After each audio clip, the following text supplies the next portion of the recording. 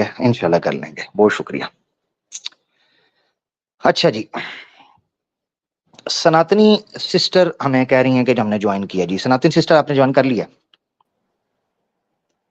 जी। जी जी जी, कैसे हैं आप लोग? मैं बिल्कुल ठीक हूँ जी, आप सुनाएं। ठीक है, आप अंजलि कुमारी तो नहीं है? नहीं। आप कोई और है? जी, ये जो सनातनी सिस्टर जो पहली स्ट्रीम में आई थी वही। अच्छा अच्छा अच्छा अच्छा अच्छा, हाँ आपने मुझसे वो सवाल भी पहले भी पूछा था एक बार, मुझे याद आ जी। गया। चलें कोई बात नहीं, सब खैरियत है? खैरियत से हैं दीदी, सब ठीक है? हाँ जी, आप बताइए। अल्लाह का शुक्र। आपने फिर क्या सोचा, जो मैंने आपको सवाल या होमवर्क दिया था उस पर आपने मुझे अपडेट ही नहीं किया? हाँ, काफ़ी दिन के बाद आज स्ट्रीम पे ज्वाइन की हूँ, तो आप लोग का काम मुझे बहुत अच्छा लगा, बहुत कुछ सीखने को मिला आपके काम से। अल्हम्दुलिल्लाह। बहुत अच्छा काम कर रहे हैं आप लोग। अच्छा माशाल्लाह, पहले तो आप गिला शिकवा कर रही थी, अब आपने फिर इसका मतलब है सही से सुन लिया? पहले पता नहीं था, तब हाँ, स्ट्रीम आप देख रहे हैं, आपका काम देख रहे हैं, बहुत अच्छा लगा। ठीक ठीक, थैंक यू सो मच, बहुत बहुत धन्यवाद। तो क्या कहेंगी आप, अब आप जो अब आपने बुक सुना? पढ़े, फिर आपका जी, स्ट्रीम देखें, बहुत कुछ जानने को मिला, सीखने को मिला। चले अल्हम्दुलिल्लाह जी, अल्लाह का शुक्र है, ये तो बड़ी बात है। क्या सीखा आपने, कुछ अपने अल्फाज में बयान करें, कुछ बताएं हमें, क्या सीखा, क्या जाना, क्या समझा? जैसे आप कुछ कोई कोई भी बात बोलते हैं तो ऑथेंटिक बात बोलते हैं, सही बात बोलते हैं, प्रूफ के साथ बात करते हैं। ऐसी नहीं कि मतलब उठे-फूटे और बता दिए हैं। कोई भी बात करते हैं तो प्रूफ के साथ बात करते हैं, ताकि है तो सच है। हम्म, इससे बहुत अल्हम्दुलिल्लाह, ये तो है, ये तो है, बिल्कुल जबरदस्त। तो कौन सी चीज आपको सबसे ज्यादा सनातन धर्म के बारे में जो आपको जानकारी मिली हमारी स्ट्रीम से, वो क्या चीज है, मतलब अगर आप बताना चाहें जिस टॉपिक पे? हाँ, हाँ, आप लोग से पता चला कि राम भगवान नहीं है। पहले हम राम को भगवान मानते थे, उनकी पूजा भी करते थे। फिर हम्म स्ट्रीम आप लोग का देखे तो पता चला कि राम के बारे में, कि राम भगवान नहीं है। हम्म, ठीक ठीक ठीक ठीक, जबरदस्त जबरदस्त। हाँ बिल्कुल, वो अली भाई की स्ट्रीम में भी आप माशाल्लाह आई थी, इस्लामिक अवेकनिंग पे। जबरदस्त हो गया जी। कुछ और कहना चाहें तो फिर आप अब इस अली वक्त भाई फिर की आप? स्ट्रीम में नहीं आए थे। अच्छा अच्छा हम तो बस अच्छा संडे को आए थे उस दिन, फिर उसके बाद हम नहीं ज्वाइन किए हैं स्ट्रीम। अच्छा अच्छा अच्छा, ठीक है ठीक है। तो सिस्टर, आप इस वक्त खुद को फिर सनातनी सिस्टर तो आपने लिखा है, ठीक है, तो आप इस वक्त सनातन धर्म में खुद को मानती हैं, या जितना आपने सुना है उसके बाद आप कह रही हैं कि अब आप सनातन धर्म में विश्वास नहीं रहा आपका? मैं जानना चाह रहा हूँ। अभी तो कंफ्यूज है हम, बस राम की पूजा नहीं करते, बाकी सबकी तो करते हैं। बस राम अच्छा के अच्छा, बारे में पता चला कि राम भगवान नहीं, तो राम की पूजा नहीं करते, बाकी सबकी तो पूजा हम करते ही हैं। बाकी और किसकी करती हैं आप? हाँ, मेरा एक सवाल था जी। कि आप लोग अच्छे बहुत अच्छा काम कर रहे, समझ में भी आ रहा है, लेकिन अभी जो सावन चल रहा है उसमें शिव के बारे में आप लोग क्यों कुछ नहीं बता रहे? हम्म, शिव के बारे में असल में बहुत हम बात कर चुके हैं, दोबारा कर लेंगे, ठीक है? तो हम करेंगे कि शिवलिंग बरसा देना तू, सावन आया है, ठीक है ना? तो सावन आ गया है, तो हम शिवलिंग के ऊपर भी बात कर लेंगे। मगर हाँ, दीदी, सावन का अस- है तो शिव जी के बारे में आपको कुछ स्ट्रीम करना चाहिए, ताकि हमको भी कुछ पता चले। बिल्कुल बिल्कुल ऐसे ही है।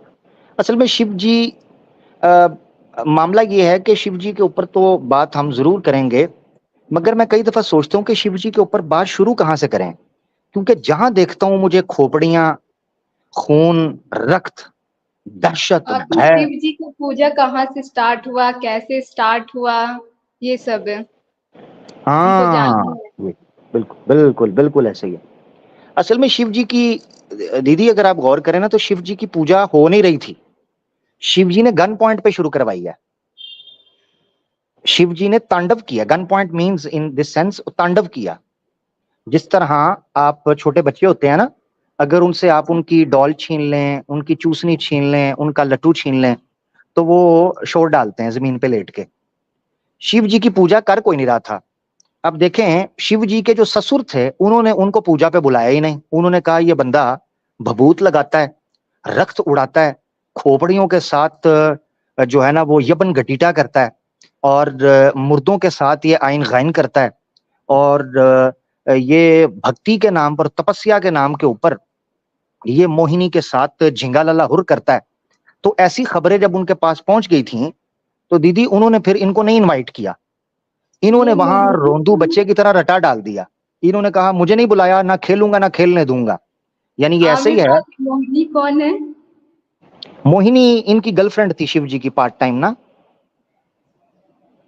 शिव जी की गर्लफ्रेंड। भी गर्लफ्रेंड थी ऐसा ऐसा? नहीं, बल्कि मेरे ख्याल से दीदी गर्लफ्रेंड नहीं कहना चाहिए, क्योंकि गर्लफ्रेंड के का रेप या इस तरह की चीजें तो नहीं होती। शिव जी ने श्रीमद् भागवतम के अनुसार उनके साथ जबरदस्ती की थी, उनका शोषण किया था शारीरिक, ठीक है ना। तो ये तो मोहिनी वो थी बेसिकली ना, गर्लफ्रेंड भी नहीं थी। भगवान को ये सब करने की क्या जरूरत थी? रेप और ये सब जबरदस्ती। हाँ, वो असल में दीदी अब मैं क्या बताऊं, दुखती रग है ये। मसला असल में ये है कि इसलिए हम ये मानते हैं कि ये ब्राह्मणों ने लिखा। अगर ये चीज ब्राह्मणों ने ना लिखी होती तो बात कुछ और होती। अब ब्राह्मणों ने करना था शारीरिक शोषण स्त्रियों का, उसके लिए उनको ये दर्शाना था कि देखो जिस शिव पर तुम विश्वास रखते हो, आस्था रखते हो, वो भी यही कार्य करता रहा। लिहाजा उन्होंने शिव को इस तरह दर्शाया। अब दो चीजों में से एक चीज है, या शिव ऐसे ही थे या शिव ऐसे नहीं थे। अगर ऐसे ही थे तो उनकी पूजा नहीं होनी चाहिए, और अगर ऐसे नहीं थे तो इसका मतलब है पाखंड हुआ है, तब भी इस धर्म को छोड़ दिया। यानी बाहर सूरत, दोनों सूरतों में इस धर्म को त्यागना ही आपका आखिरी परिणाम होगा, ये मैं आपको बता दूं। तो ये चीज हुई, शिव ने वहां पर तांडव किया। तांडव के चक्कर में वहां खून की नदियां बह गईं, दहशत फैल गई, पूरी जगह पर शिव का नाम जो है वो गूंजने लगा, और शिव के अलावा कोई नहीं बचा। ये तांडव हुआ। उसके बाद फिर लोग डर गए, और शिव की पूजा अभी भी जितने लोग करते हैं वो भय भक्त होकर करते हैं, भय से करते हैं। और उनका मानना यह है कि अगर आप शिव का नाम जपोगे या पूजा करोगे तो जो आपसे नेगेटिव एनर्जी है वो दूर हो जाएगी। इसलिए करते हैं शिव का, क्योंकि उससे बड़ा यानी नेगेटिव कोई नहीं है। यानी आपने अगर बदमाश को रोकना है, गुंडे को रोकना है, तो आपको एक गुंडा चाहिए। तो बेसिकली शिव को वो गुंडों को रोकने के लिए एक बड़ा गुंडा वो यूज करते हैं।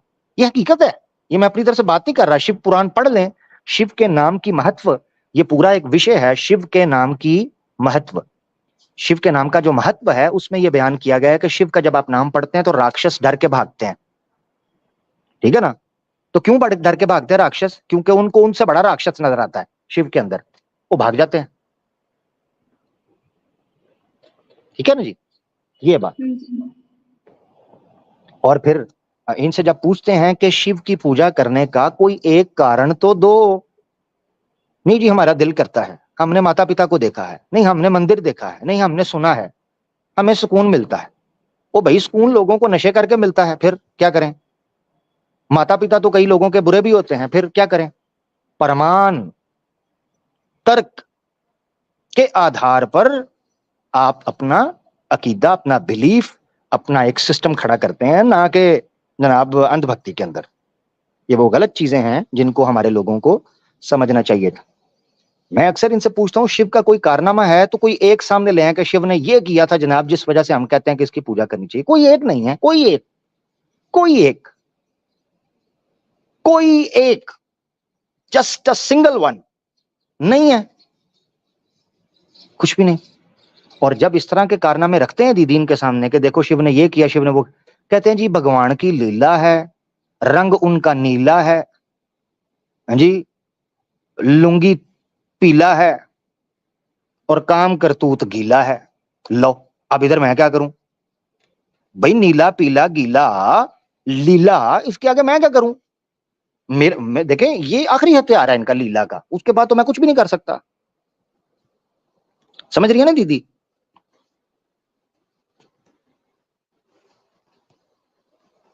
माइक में उठा दीदी आपका। जी समझ रहे हैं। हाँ, लीला का कोई तोड़ नहीं है जी। अब बोले आप।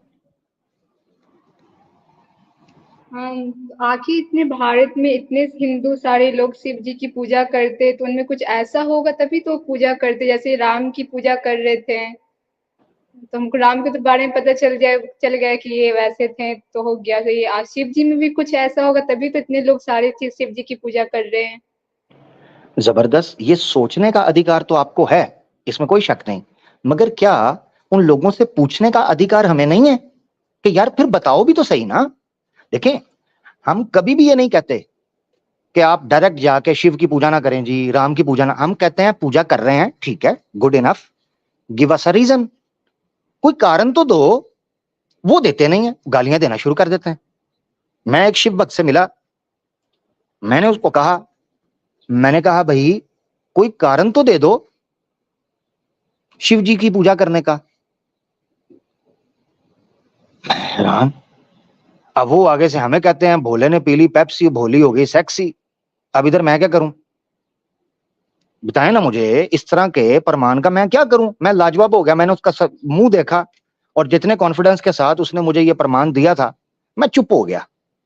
मैंने कहा यार मैं क्या कहूं ऐसे बंदे को, ठीक है। तो ये जब आपके सामने इस तरह के प्रमाण आते हैं, फिर आप कुछ नहीं कर पाएंगी, आप लाजवाब हो जाएंगी। इनके पास ये प्रमाण होता है, आप कितना भी, ये जी पूरा इतना बड़ा शैव मत है, इतनी शिव की पूजा करने वाले हैं, इतने लोग हैं, इनसे एक बार पूछें कि शिव के अस्तित्व का कोई प्रमाण है? नहीं। शिव को किसी ने अपनी आंखों से देखा है? नहीं। शिव किसी को मिला है? नहीं।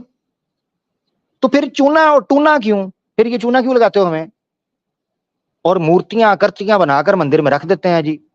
शिव जी को पढ़ो, ओम नमः शिवाय, ओम नमः शिवाय, ओम नमः शिवाय, ये बोलते रहते हैं।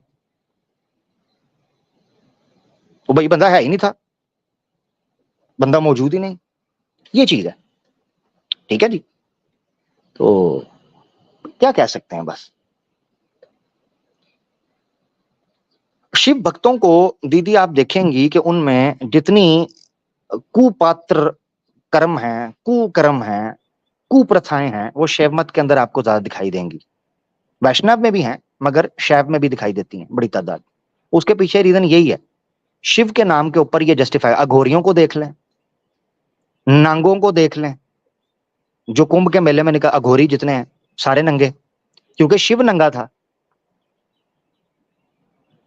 हाँ जी, शिव दिखाता था करतब शिवलिंग के साथ, वो करतब दिखाता था ना, शिवलिंग लिंग के साथ वो करतब दिखाते थे। ये अपने करतब दिखा रहे होते हैं, वीडियोस मौजूद हैं, कोई ईंट उठा रहा है, कोई चंदा उठा रहा है, कोई पैसा उठा रहा है, कोई जनाब घंटी उठा रहा है, और उस पर जो है ना वो नमस्कार करवा रहा है। शिव के भक्त ये कर रहे होते हैं। ये नोनो इसलिए दी गई थी कि इससे ईंटें उठाओ, ये नोनो इसलिए दी गई थी कि इससे ईंटें उठाओ, इससे टलियां बजवाओ, इससे लोगों के प्रणाम करवाओ, ये इसलिए दी गई थी। कोई इंसानियत नाम की कोई चीज है यार। जी दीदी, सॉरी। मेरा एक क्वेश्चन था कि इस्लाम कबूल करने में कौन-कौन सा मतलब स्टेप होता है, कि कौन वकील, कागज ये सब है? अगर किसी को इस्लाम कबूल करना होगा तो? देखें, सबसे पहले तो दीदी मैं इस तरफ नहीं आपको कहूंगा कि वकील कागज, सबसे पहले तो आपने जिसके सामने पेश होना ना, वो आपका ईश्वर है, वो निराकार ईश्वर, एक ईश्वर, उसके सामने आपने पेश होना है।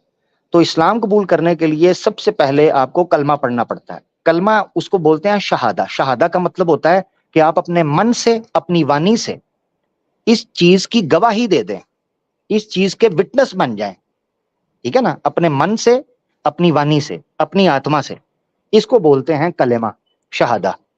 वो पढ़ना होता है। उसको पढ़ने के बाद आप फिर ये जो कागजी कार्रवाई है, जो राष्ट्र के लिए आपको नियम व्यवस्था के तौर पर जो चीजें करनी पड़ती हैं, ठीक है, तो वो चीजें बाद में होंगी। पहले आपने पढ़ना होता है कलेमा, अपने मन से और अपनी वाणी से। आप अगर उस पर एग्री करती हैं, आप अगर कलमा पढ़ना चाहती हैं, मैं आपको आज कलमा पढ़ाता हूं। उसके बाद फिर हमारे दोस्त अहबाब मौजूद हैं जो लीगल काम करते हैं, लीगल तरीके से आप अगर स्वयं इच्छा से अपने स्वीकार कर रही हैं, तो वो फिर आपकी हेल्प कर देंगे कि उसमें आपको पेपर वर्क कैसे करवाना है, क्या चीजें करनी है, और आपको कैसे अपने आप को कानूनी तौर पर सिक्योर करना है लीगली, ठीक है ना। वो सेकंड स्टेप होगा, पहला नहीं। पहले तो आपको कलमा पढ़ना पड़ेगा। तो बस सिर्फ कलमा ही पढ़ना पड़ेगा, कोई मतलब हाई कोर्ट ये सब जाने के लिए जरूरत नहीं पड़ेगी? हाँ, ये चीज बस, ये चीज कलमा जो आपको पढ़ना पड़ेगा ना, उसके पीछे क्यों, क्योंकि सिर्फ आपने अल्लाह के सामने गवाही देनी है। और उसकी वजह क्या है सोसाइटी के अंदर, उसकी वजह बताता हूं ना। अगर सिर्फ मामला अल्लाह के हवाले करना होता ना, तो फिर आपको शायद कलमा पढ़ने की भी जरूरत ना पड़ती, क्योंकि अल्लाह आपके दिल के हाल को, आत्मा तक को जानता है। कलमा पढ़ना इसलिए जरूरी होता है पब्लिक के अंदर, ये गवाही देना, ये शहादा देना, क्योंकि आपने यहाँ समाज के अंदर अपना जीवन बिताना है। शादी, बच्चे, जीना, मरना, मरण के फिर संस्कार, वो सारी चीजें गुजरती हैं सोसाइटी के अंदर। आप कैसे क्या किस तरह लाइफस्टाइल गुजारोगे, लिहाजा मुसलमानों को, आपकी सोसाइटी को पता होना चाहिए कि आपने इस्लाम कबूल किया, अब बीइंग अ मुस्लिम आप जिंदगी गुजार रहे हो। ठीक है ना, ये चीज होती है। बाकी वो जो वकील का पेपर है, ये वो है, वो इसलिए होता है कि अनफॉर्चुनेटली हिंदुत्व की गवर्नमेंट के अंडर ये बहुत ज्यादा तमाशा शुरू हुआ। इन्होंने धर्म परिवर्तन जो कि स्वयं इच्छा से था, उसको भी फोर्स कन्वर्जन के अंदर डाल दिया, सिर्फ एक केस में कि अगर कोई मुसलमान हो रहा हो, जैसे इनको पता चलता है कि कोई मुसलमान हो रहा है, वैसे ही उसके ऊपर फोर्स कन्वर्जन का लॉ ठोकने की कोशिश करते हैं, नंबर 1। नंबर 2, लव जिहाद का टाइटल लगाने की कोशिश करते हैं। तो इनके इस फितने से और इनकी इस षड्यंत्र से बचने के लिए फिर आपको लीगली चीजें करनी पड़ती हैं। अदरवाइज हकीकत ये है कि कभी ये जरूरत नहीं पड़नी थी। अब जरूरत इसलिए पड़ती है कि कल कोई आपको तंग ना कर सके, आपकी फैमिली को तंग ना कर सके, आपकी लाइफ को डिस्टर्ब ना कर सके। लिहाजा आपके पास डॉक्यूमेंट होगा, आप कहोगी मैंने स्वयं इच्छा से, ये कोर्ट में मेरा पेपर है, मैंने इस्लाम कबूल कर लिया स्वयं इच्छा से। मैं तो किसी ने मुझे फंसाया नहीं है, किसी ने मुझे प्रेशर नहीं किया, किसी ने मुझे धमकाया नहीं है, किसी ने मुझे डराया नहीं है। सिंपल। ठीक है ना, ये वजह होती है। अदरवाइज अगर ये वजह नहीं है, तो फिर जैसे आपका जो नाम है, आपका जो भी नाम है, वो उसको रख कर जिए, आपको बात नहीं। कलमा पढ़ने वाला कौन सा किताब होता है? कलमा पढ़ने वाला किताब नहीं होता। कलमा आपने पढ़ना है तो उसके 2 लाइनें होती हैं, वो 2 लाइनें आप पढ़ती हैं, उसका अर्थ आपको पता होना चाहिए। आपको अर्थ उसका पता चल गया, उसके बाद अपने जीवन के अंदर उसका पालन करना होता है। ठीक है ना, जीवन के अंदर पालन करना होता है। वो पालन कैसे करना है? कुरान हमारे पास एक किताब है, इसी तरीके से नबी पाक सल्लल्लाहु अलैहि वसल्लम एक व्यक्ति हैं जिनके जीवन चरित्र का पालन करना होता है। ठीक है ना, हम नबी पाक सल्लल्लाहु अलैहि वसल्लम की पूजा नहीं करते, हम उनके चरित्र को फॉलो करते हैं, उनका पालन करते हैं, जैसे उन्होंने जीवन बिताया उसको फॉलो करते हैं। हमारा मानना ये है, हम नबी पाक सल्लल्लाहु अलैहि वसल्लम की मूर्त बना के, उनका बुत बना के, उनकी मूर्ति ये बना के पूजते नहीं है, ये फर्क है। ठीक है ना, तो कलमा इस तरह पढ़ा जाता है और फिर उसका पालन करना होता है, ये है जरूरी। ठीक है, कलमा पढ़ने के लिए पूरा कुरान पढ़ा जाता है क्या? नहीं नहीं नहीं, कलमा पढ़ना एक गवाही है, उसके बाद फिर आप जिंदगी में जब जब जैसे जैसे मौका मिलता जाता है, फिर आप कुरान पढ़ती जाती हैं। कुरान और चीज है, कुरान तो एक पुस्तक है ना, एक किताब है, जिसको हम अल्लाह की तरफ से मानते हैं कि ये अल्लाह का दिया हुआ नियम है। ठीक है, उसको फिर फॉलो करना होता है। कलमा एक शहादा है सोसाइटी के अंदर कि आज से मेरी मान्यता ये है, आज से मेरा बिलीव ये है। यानी यूं समझिए कि जैसे आपने किसी जगह पर एंटर होना है ना, तो आपको अपनी आइडेंटिफिकेशन देनी होती है ना। मिसाल के तौर पर आपने किसी गवर्नमेंट ऑफिस में एंटर होना, तो आपसे आपका हो सकता है आधार कार्ड मांगे, ठीक है ना, आपका कोई डॉक्यूमेंट मांगे।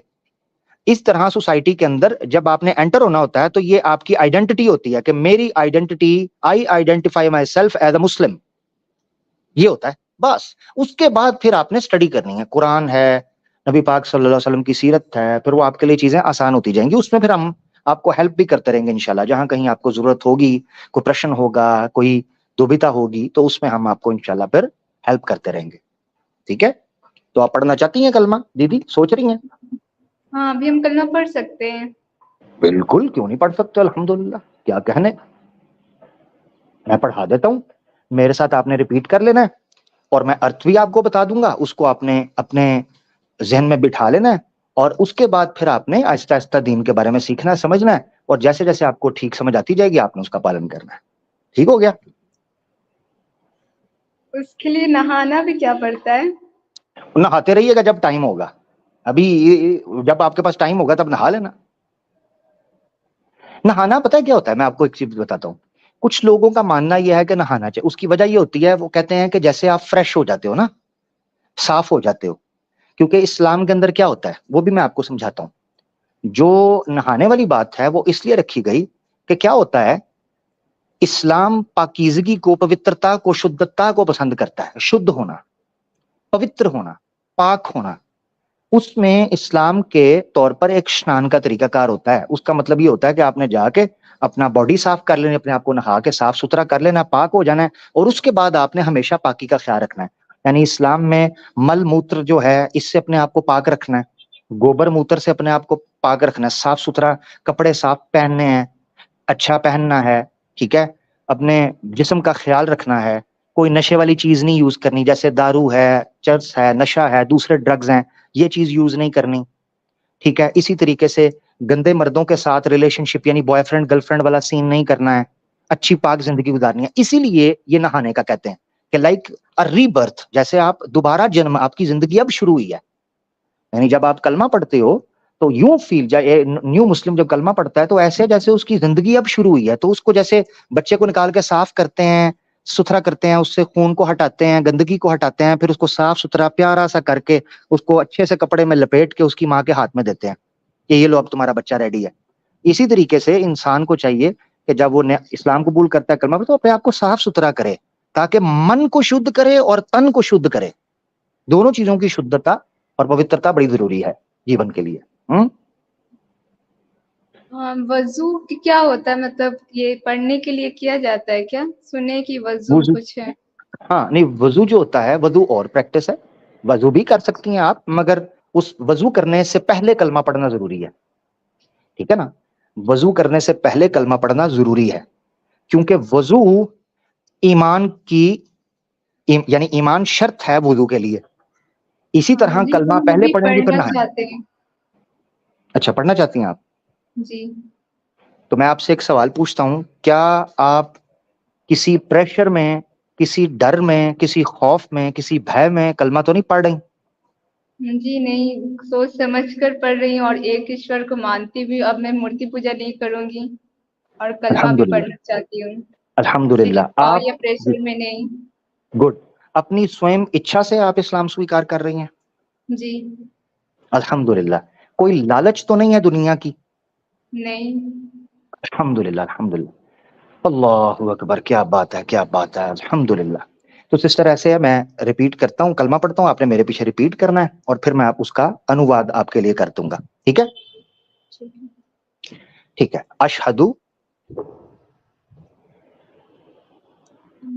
फिर से बोली। अशहदु अशहदु अल्ला अल्ला इलाहा इल, इल, इलाहा इलाहा इलाहा इल्लल्लाह इल्लल ला इल्लल्लाह इल्लल्लाह व अशहदु व अशहदु अन्ना अन्ना मुहम्मदन मोहम्मद मुहम्मदन मोहम्मदन अब्दुहु अब्दुहु व रसूलुहु। व रसूलुहु। अल्हम्दुलिल्लाह। मैं आपको उसकी ट्रांसलेशन बताता हूँ और फिर आपको आहिस्ता आहिस्ता पता चल जाएगा कि इनका मीनिंग क्या है, फिर आपको समझ भी आएगी ऐसे क्यों पढ़ा जाता है, ऐसे क्यों इसका मकसद है, ठीक है ना। वो आपको स्लोली स्लोली चीजें पता चलेंगी। मैं गवाही दे, अब ये जो अनुवाद है वो आपने मेरे साथ रिपीट करना है। मैं, आपने अपना बोलना है, मैं अपना बोलता हूँ। मैं गवाही देता हूँ मैं गवाही देती हूँ कि नहीं है कोई भी माबूद कि नहीं है कोई भी माबूद मगर सिर्फ एक अल्लाह, मगर सिर्फ एक अल्लाह।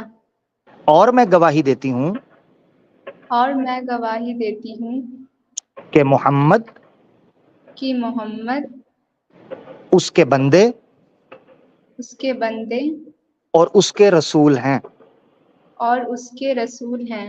सल्लल्लाहु अलैहि वसल्लम। उन पर सलामती हो। उन पर सलामती हो। जी, अब ये मुकम्मल इसका अनुवाद हो गया।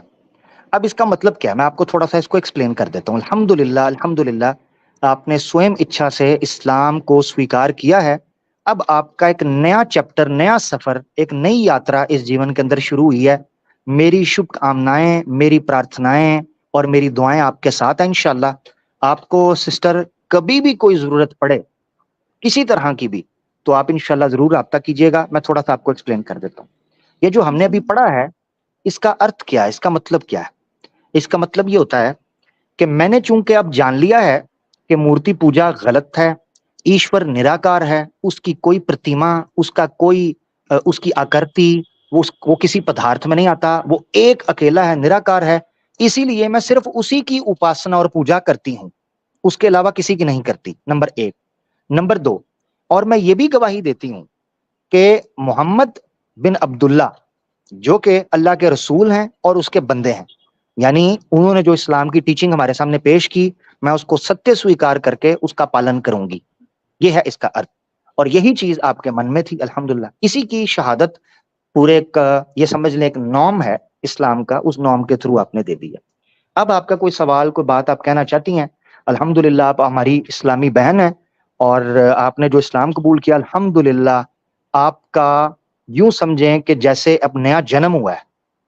और ये सिर्फ जुबानी बात नहीं है, हकीकत में नया जन्म हुआ है अल्हम्दुलिल्लाह। और उसका इजहार यूं होगा कि आपने अब अपनी जिंदगी को बदलना है। जैसे पहले जिंदगी गुजार रही थी वैसे नहीं, अब इसको आपने मीनिंगफुल बनाना है। बदलने से मुराद ये नहीं है कि सब कुछ छोड़ छाड़ के कहीं और निकल जाना है। यहाँ सन्यासी नहीं होता। दुनिया में रहना है, अपनी फैमिली में रहना है, अपने सोसाइटी में रहना है, मगर अब अपने पहले से बेहतर और पहले से स्ट्रांग और पहले से ज्यादा अच्छा इंसान बन के आपने जिंदगी गुजारनी। इसलिए ये नया जीवन है। जी दीदी, कुछ कहना चाहती हैं आप? मेरा भी क्वेश्चन नहीं है। जब जब भी कोई क्वेश्चन होगा तो नेक्स्ट स्ट्रीम में आकर आपसे पूछेंगे, कोई भी क्वेश्चन रहेगा तो। इंशाल्लाह जरूर जरूर, जब भी हुआ तो आपने आकर पूछना है, बेशक लाइव आकर पूछना, कोई दिक्कत नहीं है, ठीक है? दिन में ही हम आ सकते हैं, ठीक है, रात में मैं नहीं। इंशाल्लाह कोई बात नहीं, मैं इंशाल्लाह कोशिश करूंगा कि दिन को जब भी स्ट्रीम होगी तो आप जब आए तो मैं आपको पहली फुर्सत में ले लूं, ठीक है दीदी? ठीक है। बहुत शुक्रिया, बहुत शुक्रिया। मेरी तरफ से बहुत सी दुआएं।